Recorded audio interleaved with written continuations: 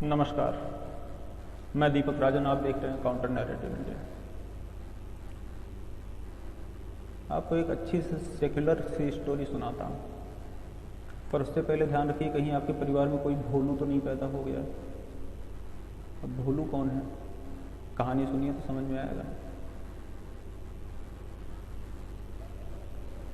सिर्फ कहानी की तरह सुनिए, फैक्ट्स फिगर्स की वजह से नहीं। फहीम चचा और राधे श्याम जी बचपन से बहुत अच्छे दोस्त थे, पर विरोधाभास ये था कि राधे श्याम जी फहीम चचा के अच्छे दोस्त होते हुए भी उनके मजहब विशेष के प्रबल आलोचक थे और हमेशा से कहते थे कि फहीम मेरा दोस्त हो सकता है, पर उसका समुदाय मेरा दोस्त कभी नहीं हो सकता। ऐसा क्यों? जब उनसे पूछा जाता तो मजाक में मुस्कुरा के कह देते थे कि जब इनके मजहब के लोग मेरा गला काटने लगेंगे तब इनकी इतनी हिम्मत नहीं पड़ेगी कि अपने मजहब वालों के खिलाफ एक भी शब्द बोल सकें। ये डरपोक है और मैं ये बात अच्छे से जानता हूँ। वहीं फहीम चचा भी राधे श्याम जी के धर्म पर कटाक्ष करने से कभी नहीं चूकते थे, और जब लोग कहते कि इनके धर्म पर आप हमेशा उंगली क्यों उठाते हैं, तो वो कहते थे कि इनके धर्म पर मैं उंगली नहीं उठाता, बस अपने मजहब का पालन करता हूँ। वैसे भी है तो ये काफिर ही ना, और मजाक में ये बातें निकल जाया करती थी। और उन दोनों लोगों के जो लड़के थे ना, उन पर भी इन दोनों की सोच का असर दिखता था। राधे श्याम का लड़का था भोलू। जहाँ एक तरफ वो राधे श्याम का लड़का भोलू खुद को कट्टर हिंदू कहता था। कट्टर हिंदू कौन सा? वही भगवा कपड़े, माथे पे लाल टीका, गले में रुद्राक्ष। वहीं दूसरी तरफ फहीम चचा का लड़का अब्दुल्ला बहुत ही सीधा साधा, हमेशा पढ़ने में मशगूल रहने वाला। दोनों बड़े हुए तो अब्दुल्ला ने केमिकल इंजीनियरिंग में दाखिला ले लिया, और भोलू पहले से ही पढ़ाई लिखाई में थोड़ा लीचड़ था, तो शहर वो भी गया। उसने आर्ट्स फैकल्टी में कहीं पे आर्ट्स में ग्रेजुएशन करने के लिए दाखिला ले लिया। अब बाहर निकले तो नए लोग मिलेंगे, नए विचार भी मिले, नई किताबें भी मिलने लगी, और साथ ही उन दोनों पर उन नई चीज़ों का असर भी धीरे धीरे दिखता रहा। भोलू जब नए विचारों के संपर्क में आता गया और उसकी धीरे धीरे कट्टरता भी जाती रही। 2-4 किताबें पढ़ी और उसे अपने बाप के सिद्धांत पुराने और दखियानूसी लगने लगे। वहीं अब्दुल्ला नए नए मौलानों और मुल्लों के प्रभाव में धीरे धीरे आने लगा, और उसकी सारी सीधाई धीरे धीरे गायब होने लगी। कहने का मतलब यह है कि जब दोनों पौरुष के अपने चरम पे पहुंचे, मीन्स जवान हो गए, कुछ कर सकने की स्थिति में पहुंचे, तो एक कट्टर जो भोलू था वो धीरे से सेक्युलर होने लगा, और एक सीधा साधा जो अब्दुल्ला था वो धीरे से कट्टर होने लगा। और इस तरह से वो अपने स्वभाव के एकदम, बचपन के स्वभाव के एकदम उलट हो गए। और फिर घटना घटी, देश में कोरोना जैसी महामारी ने तेजी पकड़ी, शहर, स्कूल, कॉलेजेस सब लॉकडाउन में चले गए, तो भोलू और अब्दुल्ला भी अपने अपने कॉलेजेस को छोड़ करके किसी तरह से आकर के अपने घर में रहने लगे। गर्मियों का समय था, बातें होती थी। अक्सर राधे श्याम जी फहीम चचा के यहाँ चले जाते थे, या फिर फहीम चचा सुबह या शाम में घूमते घूमते राधे श्याम जी के यहाँ चले जाते थे।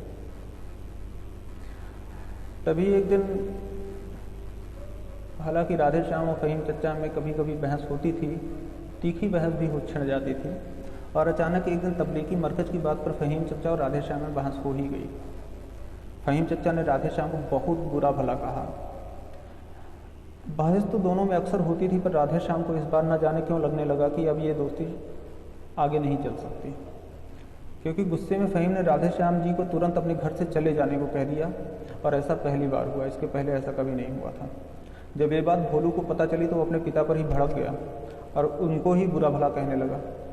ये बात राधे श्याम जी के लिए बहुत नई थी, क्योंकि पहले तो भोलू ही हमेशा ही फहीम से उनकी दोस्ती को नापसंद करता रहा था।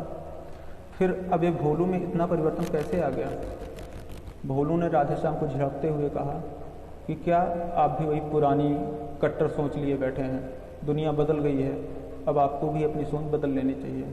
थोड़ा इंटेलेक्चुअल बनिए और फहीम चचा को मना लीजिए। राधेश्याम को समझ नहीं पा रहे थे, तो उन्होंने भोलू को समझाते हुए कहा, यार भोलू तुम समझ नहीं रहे, फहीम अंदर से बहुत ही कट्टर हो गया है, या फिर शायद पहले से ही वो कट्टर था, पर कभी उसने ये बात उजागर नहीं होने दी। भोलू ने बीच में ही उन्हें टोकते हुए कहा कि कट्टर तो आप भी हैं, तो वो क्यों नहीं हो सकता?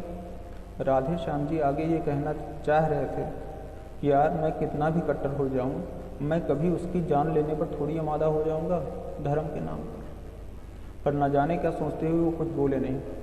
भोलू ने बड़बड़ाना जारी रखा और कहा कि कभी कुछ लेख बड़े विचारक उनके विचार पढ़ें तो आपकी समझ में भी आए।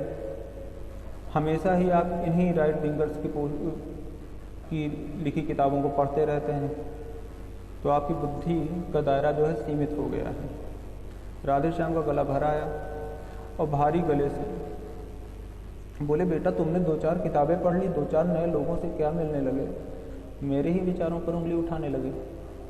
मन ही मन सोचने लगे, यार जितनी किताबें तुमने पढ़ करके ये सब सीखा है,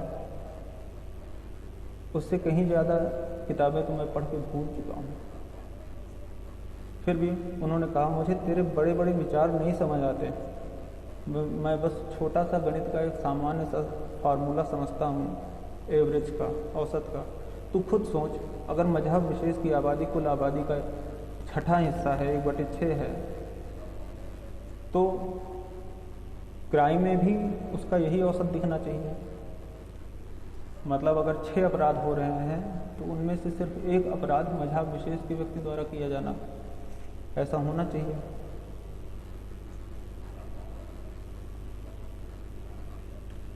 पर जा किसी भी अखबार में देख, दिखती है ये बात तुझे कहीं? किसी भी न्यूज़ में देख, क्या क्राइम रिपोर्ट, क्राइम का आंकड़ा, अगर मजहब विशेष में सब कुछ सामान्य होता तो जनसंख्या के हिसाब से क्राइम रेट में भी उनका औसत उतना ही होना चाहिए था। तू जब छोटा था, जब गोधरा हुआ था, मैं वहीं था, और उस दुखद घटना को याद करके राधेश्याम जी के कुछ शिहरन हो गई। अंदर से भय का वही आलम फिर से उनके दिमाग के सामने छाने लगा, और वो रूधे गले से ही बोलने लगे कि बेटा जब गोधरा हुआ था मैं वहीं पे खड़ा था साबरमती एक्सप्रेस को पकड़ने के लिए, जब उसमें आग लगा दी गई। तो बोलता है ना कि एक के गलत होने से पूरा मजहब गलत नहीं हो सकता।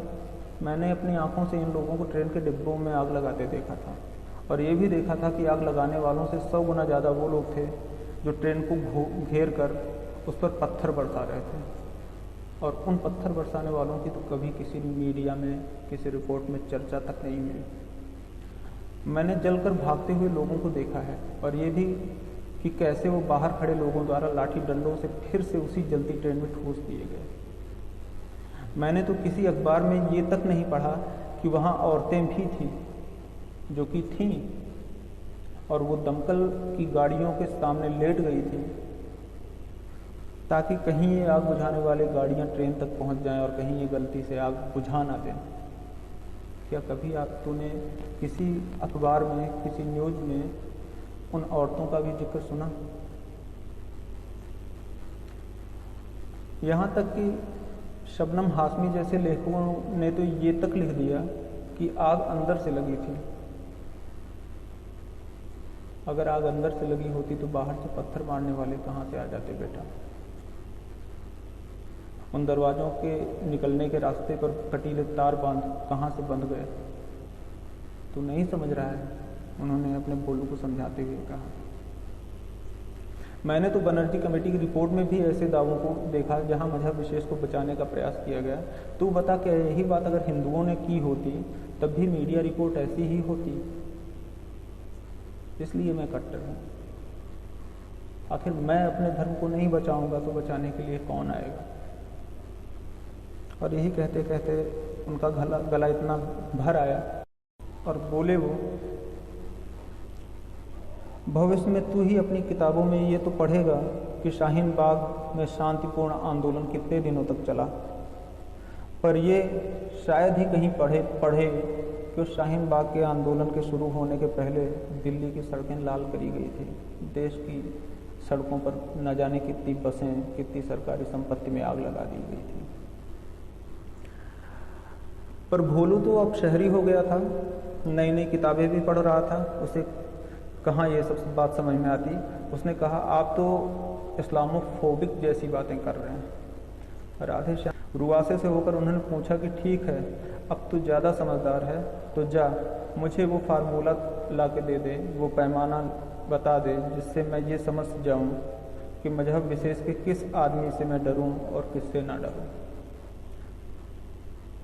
वो पैमाना ला कर दे दे जो शक्ल देख करके ये निर्धारित कर दे कि कौन सा टोपी वाला अपनी सब्जियों पर थूक करके बेच रहा है और कौन सा सब्जी वाला बिना थूके, कौन सा तरबूज वाला अपनी चाकू में थूक लगा करके उसे काट रहा है और कौन बिना थूक लगाए काट रहा है।